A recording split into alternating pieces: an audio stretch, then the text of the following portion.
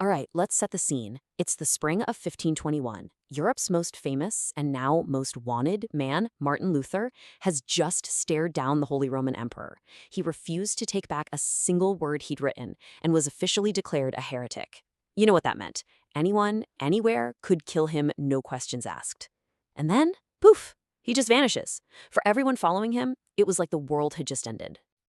I mean, this quote from the famous artist Albrecht Dürer just says it all, doesn't it? It captures the absolute panic that rippled across Germany. Was he murdered on the road? Was this whole incredible movement over before it even really began? The stakes were just astronomically high. See, Luther wasn't just some guy, he was the voice of a revolution, and that voice had just been silenced. So what in the world actually happened? Well, after that big showdown at the Diet of Worms, which was basically an imperial trial, Luther was a dead man walking. The emperor's official edict made him an outlaw. His books were being tossed into massive bonfires all over the empire. As he started the journey home, everyone, including Luther himself, was pretty much expecting the worst. But the worst never came. Instead, something straight out of an action movie went down. As Luther's little wagon trundled through a forest, a group of masked horsemen burst out of the trees, shouting and cursing. They violently dragged him off the wagon and disappeared. But here's the twist. This wasn't an assassination. It was a kidnapping, sure, but it was a staged one. A brilliant piece of political theater cooked up by his protector, a guy named Frederick the Wise, to get him to safety in the super remote Wartburg Castle. So, okay, Luther was safe from the emperor, but he'd basically just traded a public execution for a private prison. And now a whole new war was about to begin. This one wasn't against popes or princes, it was against the demons inside his own mind. He even gave his new home a nickname, his Patmos. And that name, Patmos, is so telling. For Luther, this was no vacation in the country. Patmos was the desolate island where the Apostle John was exiled and received all those crazy apocalyptic visions for the Book of Revelation. Luther saw his own confinement in those exact same epic terms, as a lonely, intense spiritual battleground where the fate of the entire Christian world was on the line. And this really shows you the two-front war he was fighting. The threats on the outside, totally real. He was a condemned heretic, after all. But if you read his letters from this time, he barely even talks about that stuff. Instead, he's writing about 1,000 battles with Satan. He was absolutely tormented by crippling doubt, by depression, by this profound, crushing loneliness. He said fighting men was nothing compared to fighting spiritual wickedness. This was the question that just echoed in the silence of his room. The devil's number one attack. Are you alone, wise? Think about that. Were centuries of saints, popes, and theologians all wrong? What if he was the one who was mistaken? What if he was leading millions of people not to heaven, but straight to hell? Can you even imagine carrying that kind of weight on your shoulders? And on top of all that, his day-to-day life was just miserable.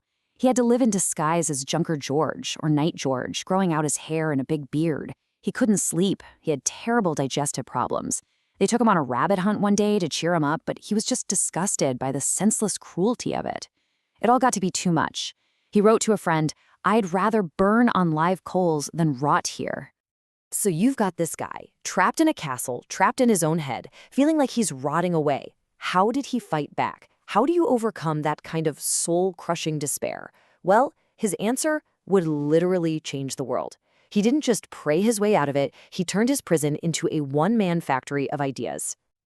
It was that simple and that powerful. The cure was work, just relentless, furious, non-stop intellectual labor. He wrote to a friend saying, "So that I'm not idle here in my Patmos, I've written a book." But it wasn't just one book. Not even close. In just under a year, he churned out around a dozen major works from that fortress. And these weren't little pamphlets. We're talking serious theological arguments, attacks on his enemies, sermons, commentaries. A literal flood of ink poured out of the Wartburg, letting the whole world know that Martin Luther was very much alive, and he was still fighting. And then he pulled off his masterpiece. In an astonishing 11 weeks, he translated the entire New Testament, not from Latin, but from the original Greek, into a powerful, beautiful German that ordinary people could actually understand. This was an absolutely revolutionary act. For the first time, you didn't need a priest to tell you what the Bible said. You could read it for yourself. But here's the thing. While Luther was locked away, fighting his inner demons and changing the world with his pen, the ideas he'd already set loose were taking on a life of their own back in his hometown of Wittenberg. And things were starting to get a little nuts. Just look at how fast everything spiraled. In September, a small change in how communion was given. By October, the entire Catholic Mass is just gone from his monastery.